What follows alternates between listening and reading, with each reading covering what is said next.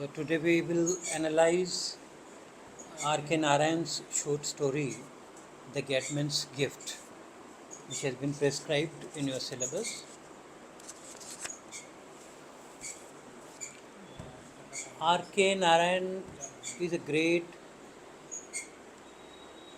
Indo-Anglian writer. Indo-Anglian, पहले तो Indo-Anglian कहा जाता था. जो Indian writers who wrote in English were called Indo-Anglian. Indo-Anglian are those who are Indians but who write in English are Indo-Anglian. R.K. Narayan wrote several novels and he became very popular.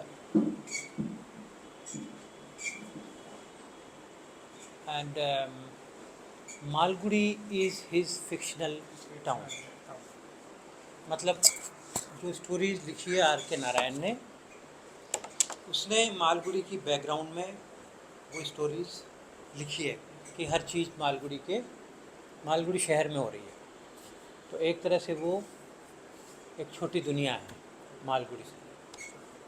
ऐसा कोई शहर नहीं है, लेकिन उसने एक काल्पनिक, जैसे हार्डी ने कोई टाउन बनाया था. कुछ लेखक मतलब एक काल्पनिक टाउन बनाते हैं और उसी टाउन में अपना एक लिमिटेड फील्ड में ही वो मतलब जो है ना एरिया है, गांव है, वहाँ का लेकर के लिखते हैं. मालगुड़ी डेज आपने एक सीरियल भी देखा होगा पुराना, तो पैदा ही नहीं हुए होंगे या तो पहले तब आता था टीवी पर. हाँ, तो मालगुड़ी पे बेस्ड जो कहानियाँ हैं, बहुत सारी कहानियाँ इसकी है. अच्छा, the story which we are going to analyse, the story which we are going to discuss today is the gateman's gift. मतलब एक Govind Singh is a central character in this story. और उसको फर्स्ट वर्ल्ड वार में बहुत सारे लोगों को recruit किया था, क्योंकि अंग्रेज़ों की साइड से हम लड़े थे. तो इंडियन गवर्नमेंट कहेंगे, क्योंकि अंग्रेज ही उस टाइम इंडियन गवर्नमेंट थे, दे रिक्रूटेड मैनी पीपल. अब इनको कोटा, मतलब ऐसे जैसे कहीं चौकीदार की नौकरी, कहीं की कोई इस तरह की गार्ड की नौकरी. तो ये गोविंद सिंह जो है, इसको पर एक गार्ड की नौकरी, गेटमैन की. हाँ, वहाँ गेट पे खड़े होकर उसको सैल्यूट करना होता है. आ रहे हैं और जा रहे हैं स्टाफ के लोगों को. जनरल मैनेजर, अच्छा, कंपनी में था. और जनरल मैनेजर बाद में सबसे पहले निकलता था, फिर सारा स्टाफ निकलता था. सबको इसको सलाम करना होता था. 25 साल के करीब शायद इसने नौकरी की वहाँ पर. और उसके बाद इसको जब लास्ट डे था तो उसको जनरल मैनेजर ने बुलाया और उसे कहा कि आप की बहुत बढ़िया सर्विस रही है, बहुत अच्छा आपका काम रहा है, we will give you 12 rupees per month as pension. तो 12 रुपीज़ उन दिनों में बहुत ही बड़ी अच्छी ठीक ठाक मतलब होती थी रकम, 1919 के आसपास. तो ये ही वॉज वेरी हैप्पी. एक तो है ना, एक तो अपने अधिकारियों का पहले ही बहुत ज़्यादा उस समय सम्मान होता था और उनसे बहुत डरते भी थे जो है ना अधिकारियों के अंडर में जो लोग होते थे. तो he respected his master and his employee, and so he was very happy to receive 12 months pension. तो वो घर चला गया और जैसे ही 30 तारीख या 1 तारीख होती थी तो वो गार्ड की यूनिफॉर्म पहन करके, पहले तो चलो मैं आपको ये बताऊं कि he worked in that company, इंग्लैंडिया या सब क्या नाम था, और वहाँ पर रोज़ाना सलाम करना, रोज़ाना वेलकम करना, जाना, एक इसका एक निश्चित रूटीन था. देन ऐसा कोई ये नहीं होता था कि ये रिटायरमेंट की एज है 50 साल या 60 साल. He felt that his senses were giving वे. मतलब उसको सुनने में दिक्कत आने लगी थी कि है ना, जनरल मैनेजर आता था तो उसको पता ही नहीं चलता था, एकदम पास आ जाता था तो घबरा जाता था या दिखाई नहीं देता था, कम दिखने लग गया. तो उसने कहा कि मैं पेंशन लेना चाहता हूँ. तो ही वॉज पेंशन डॉग. तो 12 रुपये की पेंशन पर मंथ ये लेने लगा. 1 तारीख को जाता यूनिफॉर्म पहन के. Yes yes yes. हाँ, 1 तारीख को वो यूनिफॉर्म पहन के जाता, जनरल मैनेजर को सलाम करता, एंड फिर इसको जो अकाउंटेंट था वो उसको पैसे दे देता था। तो ऐसे ये कई सालों ये चलता रहा। वन डे, भाई इसके पास he had plenty of time now since he was retired. इसका कोई रिश्तेदार था, उसके वहाँ कोई छोटा सा दुकान थी, वहाँ बैठ के टाइम पास कर लेता था। तो इस तरह से इसका वक्त गुजर रहा था। एक दिन कोई पड़ोसी का बच्चा came to him and asked him to repair his doll, कि ये मेरी डॉल है, मिट्टी की है। उस टाइम ऐसी तो प्लास्टिक की तो आती नहीं थी, मिट्टी के ही खिलौने होते थे ज़्यादातर। ही रिपेयर्ड द डॉल, बल्कि रिपेयर्ड किया इसने तो नया ही एक तरह से उसको बना दिया। And he was himself surprise to see his own skill, कि I can create a new doll. Or he showed that doll to his wife and his relative in that shop, and they were very much happy to see the new creation.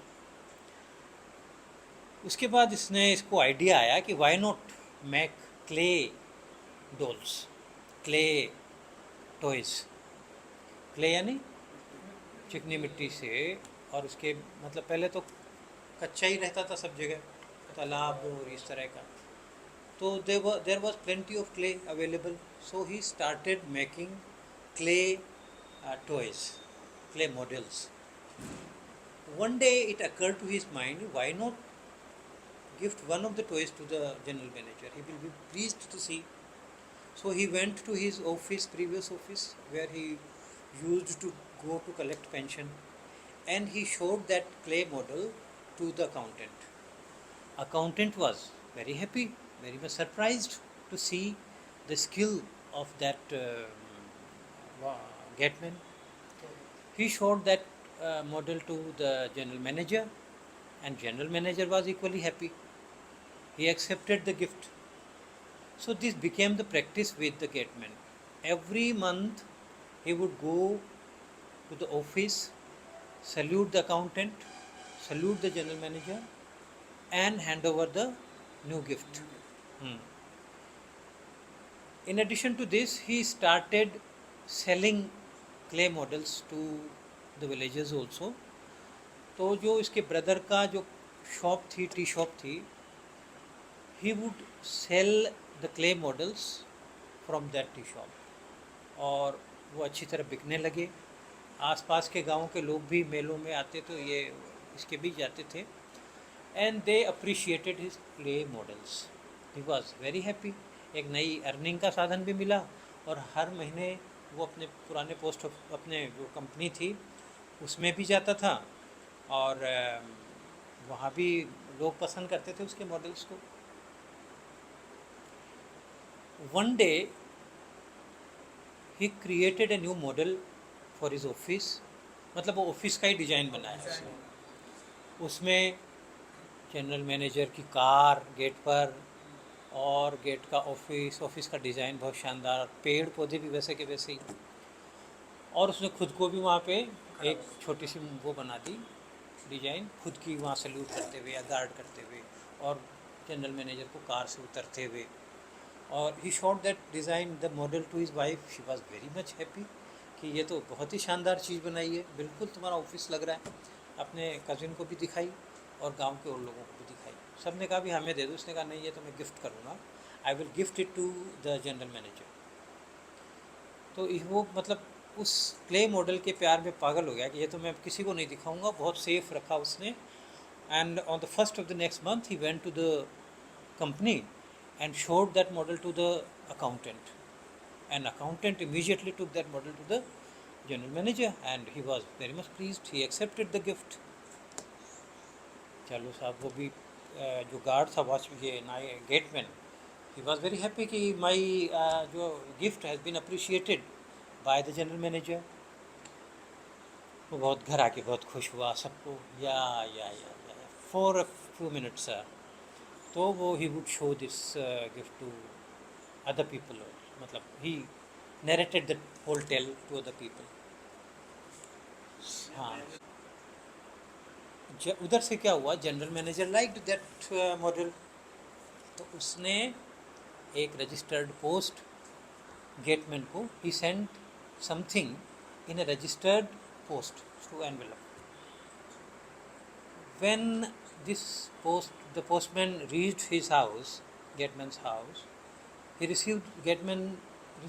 he was hesitant to see कि registered post उस ज़माने में बहुत बड़े लोगों की आती थी या कोई बड़ा कांड हो जाए तब आती थी. तो he was in a great tension, anxiety. पहले तो उसने कहा कि मैं नहीं लूँ. तो पोस्ट मास्टर ने कहा नहीं लो तो लिख दो कि मैं नहीं ले रहा. तो उसने कहा नहीं नहीं नहीं नहीं, नहीं ऐसा मत लिख देना कि मैं नहीं ले रहा, ऐसे लिख दो कि आई वॉज नॉट फाउंड. तो पोस्ट मास्टर ने कहा कि ये तो मैं नहीं लिखूँगा. ले तो उसने कहा चलो दे जाओ.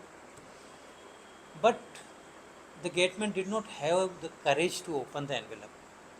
उसको डर था कि इसमें कोई ना कोई बहुत बुरी बात निकलेगी. और वो लोगों से पूछता, अपनी पत्नी से पूछा इसमें क्या है. उसने कहा मुझे क्या मालूम क्या है. अपने कजिन से पूछा क्या है. तो उसने कहा भाई open it and see it. उसने कहा I will not open it. तो फिर what could they do? Nothing. He went to other people also asking for the content and the envelope and they said open it and see it. So he would say no, I would not open it, and they were helpless. They were. फिर बाद में लोगों ने कहना शुरू किया कि x ray करवा लो इसका, यहाँ एक्सरे इंस्टीट्यूट का हॉस्पिटल के पास है, गो देयर तो you will come to know of the content. ये वहाँ गया एक्सरे वाले के पास. वहाँ बहुत सारे लोग बैठे थे सीट्स पे अपने अपने नंबर का. They were waiting for their turn to come. तो he asked a person, an employee there, to show him the content of that envelope through X-ray. तो वो समझ गया कि ये तो पागल लगता है कुछ. उसने कहा भाई तुम इसको खोल लो ना, why don't you open the envelope? He said no, I can't open the envelope. आप एक्सरे करके मुझे बता दो इसमें क्या लिखा हुआ है. तो उसने कहा तुम ऐसा करो, घर जाओ और कुछ दिन आराम करो, रेस्ट करो. अगर तुम if you don't have the courage to open the envelope, put it aside, और किसी काम में बिज़ी रखो, इसको छोड़ो फिर अगर तुम नहीं. लेकिन इसके दिमाग में वही बैठा रहा कि इसमें क्या है, इसमें क्या है. ये सबसे ये पूछता रहा कि इसमें क्या है. तो फिर अचानक इसको उसने कहा भाई तुम पागल हो गए हो क्या तुम. फिर इसको लगा मैं पागल हो गया हूँ. तो इसको बड़ा पागलपन का एकदम से दौरा आ गया. हाँ मैं पागल हो गया हूँ. इधर उधर भागने लगा. घर आया, इसको लगा उस क्ले मॉडल से वो नाराज़ हो गया है मेरा जनरल मैनेजर, और उसने मुझे कुछ डांट वाट लगाई है या कुछ पता नहीं, जेल भी हो सकती है. तो इसने सारे तो घर आके सारे अपने जो क्ले मॉडल्स बना रखे थे बहुत सारे सेल करने के लिए या गिफ्ट करने के लिए, he destroyed all the clay models after reaching home. और एक क्ले की बॉल बना के उसकी हेलमेट लगा के खुद ने पहन ली और नाचने लग गया, भागने लग गया इधर उधर. लोगों ने पकड़ा, लेकिन he was not in anybody's control. एक जगह वो गया शायद रेलवे स्टेशन की तरफ या कहीं मार्केट रोड की तरफ. वहाँ लोगों को पकड़ने साइकिल से आ रहा है. उसको मतलब उसका विज़न भी गड़बड़ा गया ज़्यादा. इसका जो वो फिट था मैडनेस का, लोगों को रोकने लगे, अरे तुम गलत आ रहे हो, रुको रुको रुको, यहाँ से नहीं जाओगे. और ट्रैफिक की तरह वो सिग्नल दें, वो बताने लग गया पुलिस की तरह. उसी भीड़ में इसका अकाउंटेंट वो पहचान गया. He recognised the gateman and he said Govind Singh what are you doing here. And मतलब what type of things you are wearing. You are clumsy and you are dirty and clay stained. What are you doing? तुमने मिट्टी का ये helmet लगा रखा है, ये what has happened to you? और ये तुम्हारे हाथ में एनवेलप. उसने कहा ये एनवेलप आया है, मुझे कोई बताओ इसमें क्या है. कोई इसको बता नहीं रहा है कि इसके अंदर क्या है, तुम ही बता दो कि इसमें क्या है. उसने कहा ये तुमने खोला ही नहीं तब से. उसने कहा नहीं. तो उसने अकाउंटेंट ने कहा मैं खोल देता हूँ. नहीं, उसने कहा बिल्कुल मत खोलना, इसमें तो बहुत ख़राब बात निकलेगी, मैं जी नहीं पाऊँगा इसको पढ़ करके. तो accountant knew what was there in the envelope. It snatched the envelope, tore it open and read the contents aloud to the gateman, to Govind Singh. उसने कहा कि general manager was very happy to see your clay model and he offered 100 rupees to you as a gift. तो Govind Singh was relieved to listen to this thing. बहुत खुश हुआ कि ओह मैं तो क्या सोच रहा था, है ना। वो घर गया, वो नहाया धोया, उसने रेस्ट किया, फिर अगली 1 तारीख को he went to his previous office and वहाँ people saw him neat and tidy and clean and well combed. उन्होंने कहा भाई आज is you have not brought your clay model, new clay model this time, what has happened to you? उसने कहा नहीं, I will not make any clay model now. मेरी life बहुत बढ़िया 12 रुपये में बहुत पीसफुल चल रही थी, मेरा दिमाग डिस्टर्ब हो गया ज़्यादा इसमें, तो आई will not make any clay model now on what. This is the story. तो ये कई बार जनरली भाई जो भी मैडनेस का फिट आता है उनको जनरली इस तरह का कोई ना कोई एक्सपीरियंस ऐसा हो जाता है जिसकी वजह से. तो एक ये बहुत इनोसेंट पर्सन जिसकी लाइफ में कभी कोई स्पोर्ट, किस करियर में कोई स्पोर्ट नहीं लगा, और अचानक उस ज़माने में जैसे रजिस्टर्ड डाक आ जाए तो शौक़ लगना लाजमी था. तो इसकी वन ऑफ द थीम, इसकी क्या है, थीम तो बहुत सारी है कि भाई इनोसेंट पर्सन के साथ एक थीम ये भी है कि कम्युनिकेशन गैप, मतलब he received letter, he did not read the content. अगर वो रीड कर लेता तो वो गैप नहीं आता, वो नॉर्मल रहता. Since he did not read the content तो वो गैप आ गया, उससे गलतफहमी हो गई. तो कम्युनिकेशन गैप कभी नहीं आना चाहिए गलतफहमी से बचने के लिए. नहीं तो हम बहुत कुछ सोच लेते हैं, होता कुछ भी नहीं है, ज़्यादा चिंताएं करते हैं और वजह कुछ नहीं होती है. ऐसा ही इसके साथ भी हुआ कि वो कम्युनिकेशन गैप हो गया और वो मिसअंडरस्टैंडिंग हो गई, जो कि उसके जो एम्प्लॉई ने वाज हिज वेल विशर, उसी से ही गलतफहमी, उसी को लेकर के गलतफहमी हो गई. तो वो कम्युनिकेशन गैप की वजह से हुआ.